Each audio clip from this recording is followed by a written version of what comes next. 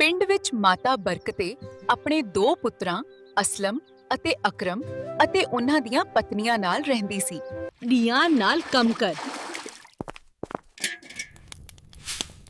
अनाज चों कोदा साफ कर।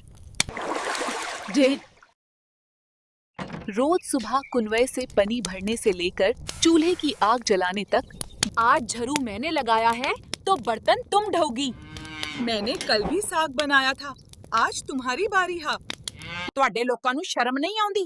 ਸਾਡੇ ਜ਼ਮਾਨੇ ਵਿੱਚ ਨੂੰਹਾਂ ਸਿਰਫ ਘਰ ਦਾ ਕੰਮ ਕਰਦੀਆਂ ਸਨ, ਬਾਹਰ ਨਹੀਂ ਨਿਕਲਦੀਆਂ ਸਨ। ਚੁੱਪ ਕਰਕੇ ਅੰਦਰ ਜਾਓ। सास जी, ਅਸੀਂ ਵੱਖ ਹੋਣਾ ਚਾਹੁੰਦੇ ਹਾਂ।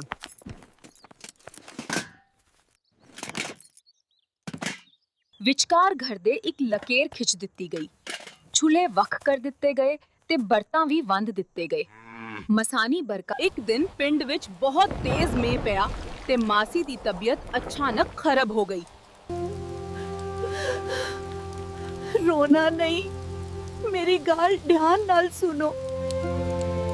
ਪੁੱਤਰਿਓ, ਤੁਸੀਂ ਵਿਹੜੇ ਵਿੱਚ ਇੱਕ ਲਕੀਰ ਖਿੱਚੀ ਹੈ, ਪਰ ਕੀ ਤੁਸੀਂ ਮੇਰਾ ਦਰਦ ਵੀ ਸਾਂਝਾ ਕਰ ਸਕਦੇ ਹੋ?